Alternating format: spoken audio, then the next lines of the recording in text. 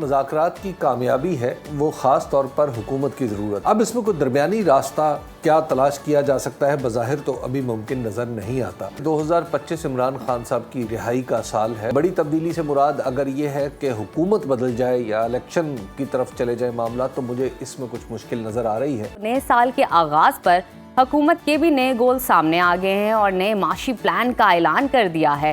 گزشتہ روز وزیر اعظم شہباز شریف نے 5 سالہ معاشی پلان اڑان پاکستان کا اجرا کر دیا اور اس حوالے سے اسلام آباد میں ایک تقریب بھی ہوئی۔ وزیر اعظم، نائب پرائم منسٹر اور اہم وفاقی وزراء نے خطاب کیا اور معاشی استحکام کے بارے میں بڑے بڑے دعوے بھی کیے۔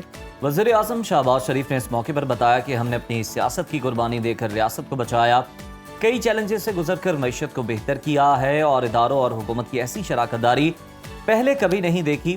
بڑے وسوسے ہیں مگر دعا ہے قیامت تک یہ پارٹنرشپ قائم رہے۔ اور 5 سال پلان کے خد و خال پر انہوں نے بات کی۔ اور اس کے علاوہ میڈیا رپورٹس کی اگر بات کریں تو اس کے مطابق 5 سال میں جی ڈی پی 9.8% تک لے جانے کا ہدف مقرر کیا گیا ہے۔ پلان کے تحت شرح خواندگی 70% اور غربت 13% تک لانے کا پروگرام بنایا گیا۔ آئی ٹی برآمدات میں سالانہ $5 ارب کا اضافہ، جبکہ 2035 تک ملکی معیشت کو $1 ٹریلین اکانومی بنانے کا پروگرام ہے۔ لیکن یہاں سوال یہ اٹھتا ہے کہ سیاسی عدم استحکام اور سیاسی انتشار میں یہ پلان کے جو مقاصد ہیں کیسے حاصل ہوں گے؟ اسی تمام تر صورتحال پر بات کرنے کے لیے ہمارے ساتھ موجود ہیں سینئر تجزیہ کار حبیب اکرم صاحب۔ حبیب صاحب بہت شکریہ۔ سب سے پہلے تو آپ سے جاننا چاہیں گے کہ حکومت کا جو معاشی پلان ہے اس پر تو ہم آگے چل کر ڈسکشن کریں گے۔ یہ بتائیں کہ سال 2025 میں پاکستان میں سیاسی استحکام آ پائے گا؟ آپ کو کیا لگتا ہے؟ کیونکہ ہر جگہ ہر محفل میں یہی سوال ہوتا ہے۔ 2024 کا عدم استحکام ہو یا 2023 کا یا 2022 کا، یہ سارے کا سارا عدم استحکام جڑا ہوا ہے پاکستان کے اندر سب سے بڑی پارٹی یعنی جو پاکستان تحریک انصاف ہے اس کو اقتدار ڈینائی کیا جا رہا ہے۔ الیکشن میں دھاندلی ہوئی، 2024 کے الیکشن میں وہ ہم سب کے سامنے ہے اور ان کے فیصلے بھی جس طرح ہوئے، پھر 26ویں ترمیم کے ذریعے جیسے عدالتوں کے پر کاٹے گئے تو اس کا مقصد بھی ایک ہی تھا کہ پاکستان تحریک انصاف کا راستہ روکا جا سکے۔ تو جب تک عمران خان اندر ہیں تو اس وقت اور پاکستان تحریک انصاف کو اس کا حق نہیں ملتا، یعنی وہ الیکشن جو جعل سازی جس میں ہوئی تھی اس کا کوئی علاج نہیں ہوتا تو اس وقت تک یہ توقع رکھنا کہ عدم استحکام ختم ہو جائے گا یہ درست نہیں ہے۔ تو چونکہ 2025 میں بھی یہ معاملہ ٹھیک ہوتا ہوا نظر نہیں آ رہا تو 2025 میں بھی آپ کو زیادہ استحکام کی توقع نہیں رکھ سکتے۔ حبیب صاحب ہمیں اس حوالے سے بھی آگاہ کیجیے، کل سے حکومت اور تحریک انصاف کے درمیان مذاکرات کا دوسرا دور شروع ہونے والا ہے۔ دونوں فریقین کے بیانات آپ کے سامنے ہیں، کیا آپ کو لگتا ہے کہ مذاکرات کامیاب ہو پائیں گے؟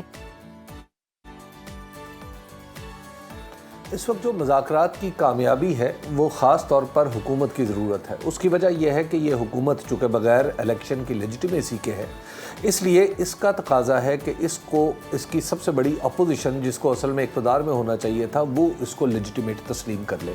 تو حکومت کی تو پوری کوشش ہوگی کہ وہ اپنی لیجیٹیمیسی پر زور دے اور ظاہر ہے تحریک انصاف کوئی دوسرے سوال اٹھائے گی اور لیجیٹیمیسی کے سوال سے گریز کرے گی۔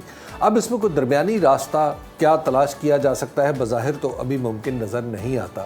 یہ ایک ٹرانزیکشنل نیچر کے مذاکرات ہیں، ان کا کوئی بہت دور رس یعنی ان کا جو بھی نتیجہ ہوگا وہ ایسا نہیں ہوگا کہ اس حکومت کو وہ سب کچھ مل جائے جو یہ چاہ رہی ہے، اور وہ بھی ممکن نہیں ہو پائے گا جو پاکستان تحریک انصاف چاہتی ہے۔ تو اس میں درمیانی راستہ کچھ تھوڑا بہت نکل سکتا ہے، ماحول میں تھوڑی سی بہتری آ سکتی ہے لیکن وہ وقتی ہوگی، اور مذاکرات کی ناکامی کا اعلان ظاہر ہے حکومت کبھی بھی نہیں کرنا چاہے گی۔ اس کی وجہ یہ ہے کہ ناکام مذاکرات، اگر حکومتی اتحاد مذاکرات میں ناکام رہتا ہے اور کچھ بھی حاصل نہیں کر پاتا تو اس کا نتیجہ خطرناک بھی ہو سکتا ہے اس کے لیے۔ تو لہٰذا جب بھی سیاسی مذاکرات اس سطح پر شروع ہوں تو ایک فریق کی خاص طور پر حکومت کی کوشش ہوتی ہے کہ اس میں سے کچھ نہ کچھ نکلے تاکہ وہ کامیابی کا تاثر دے سکے۔ ادروائز جہاں تک سبسٹینشلی اگر آپ کہیں کہ ان مذاکرات سے جو ملک کا استحکام کا مسئلہ ہے وہ حل ہوگا تو وہ ان سے بھی حل ہونے والا نہیں ہے۔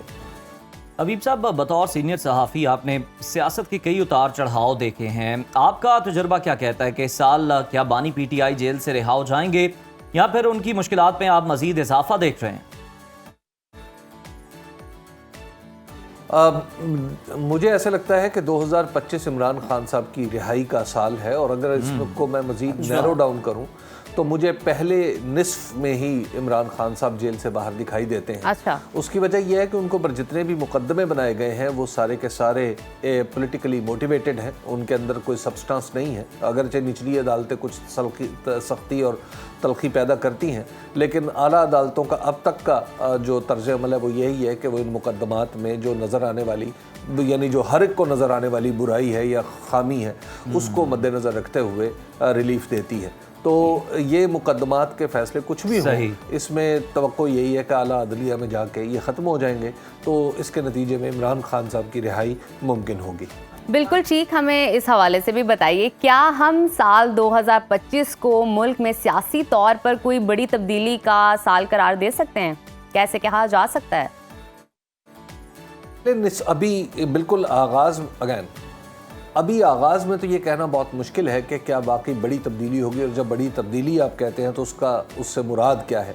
तो बड़ी तब्दीली से मुराद अगर ये है कि हुकूमत बदल जाए या इलेक्शन की तरफ चले जाए मामला, तो मुझे इसमें कुछ मुश्किल नज़र आ रही है, और कम से कम पहले 6 महीने में तो ऐसी कोई सूरत नज़र बनती हुई दिखाई नहीं देती। हाँ, अगले निस्फ में अगर कोई सूरत बनती भी है तो फिर उसको आते आते 2026 आ जाएगा, और 2025 में इलेक्शन होते हुए तो दिखाई नहीं देते। अलबत्ता इस हुकूमत की मुश्किलात में कोई कमी होती हुई भी नज़र नहीं आती। ठीक है, यानी साल 2025 में इलेक्शन होते नज़र नहीं आ रहे आपको। 2024 में हमने देखा सियासी गैर यकीनी के बावजूद मईशत के आदाद शुमार में कुछ बेहतरी आई। महंगाई कम होने से शराय सूद भी कम हुई है, जो कि अच्छी खासी कम हुई है, और स्टॉक मार्केट तो आपके सामने, उसमें बहुत इजाफा है। तरसीलात ज़र में भी इजाफे का दावा हो रहा है। क्या इस साल मुल्क की मईशत अपने पाँव पर मुकम्मल तौर पर खड़ी हो सकेगी? अगर आप किसी एक ऐसे बच्चे को मुल्क की मईशत सौंपें जिसने FA में इकनॉमिक्स पढ़ रखी हो, तो वो जो इक़दामात करेगा उसका नतीजा भी यही निकलेगा कि आपको जो ऊपर के नंबर्स हैं वो नज़र आएंगे कि ये मुस्तहकम होते हुए मुस्तहकम हो रहे हैं। लेकिन पाकिस्तान का जो मसला है मुआशी, वो इन नंबर्स का इस्तेहकाम नहीं है। पाकिस्तान का मौशी मसला नए प्रोजेक्ट्स लगने का है, पाकिस्तान का मौशी मसला यहाँ पर इन्वेस्टमेंट का है, पाकिस्तान का मौशी मसला कारखानों में पैदावार बढ़ाने का है और नए कारखाने लगाने का है। पाकिस्तान का मौशी मसला यहाँ की तालीमी निज़ाम से जुड़ा हुआ है, यहाँ की ब्यूरोक्रेसी की इनएफिशिएंसी से जुड़ा हुआ है। तो जब तक ये सारे उमूर ठीक नहीं होते, उस वक्त तक ये सोचना कि पाकिस्तान के अंदर कोई मौशी तब्दीली आ जाएगी, तो ये वक्ती तौर पर तो आपको लगेगा कि हुकूमत चिल्ला चिल्ला के भोंपू बजा के आपको बताएगी कि ये चंद नंबर बेहतर हो गए हैं, देखो तरसीलात में इजाफा हो गया है, देखो जो आपका अफरात-ए-ज़र है वो कम हुआ है, देखें शरह सूद कम हुई है। लेकिन सवाल अहम ये है कि क्या 2.5 करोड़ बच्चे जो इस वक्त तालीम हासिल नहीं कर रहे और स्कूलों से बाहर हैं, क्या वो स्कूलों में आएंगे? क्योंकि वही हमारा सबसे बड़ा असासा है। पाकिस्तान के अंदर जो बेहुनरी है, यानी हुनर की जो कदर नहीं है, और पाकिस्तान के जो बेशतर लोग जो काम करने के काबिल हैं, उन्हें कोई ऐसा हुनर नहीं आता जो पैसा बना सके, जो दौलत क्रिएट कर सके। तो ऐसे लोगों को बगैर ट्रेनिंग दिए आप कैसे कह सकते हैं कि मुआशी बेहतरी आ जाएगी? पाकिस्तान के अंदर मुझे ऐसा नहीं लग रहा कि 2025 वो साल है कि जिसमें मईशत के जो स्ट्रक्चरल मसाइल हैं वो हल होंगे। बहुत खूब बात की और बड़े बेहतरीन अंदाज में और एग्जाम्पल के साथ हबीब साहब ने ना कुछ कह के भी बहुत कुछ कह दिया, और सब कुछ ही मुझे लगता है इन्होंने कह दिया। तमाम पहलू का उन्होंने अहाता किया अपने तज्ज़िये के अंदर। बहुत शुक्रिया हबीब साहब आपके वक्त का।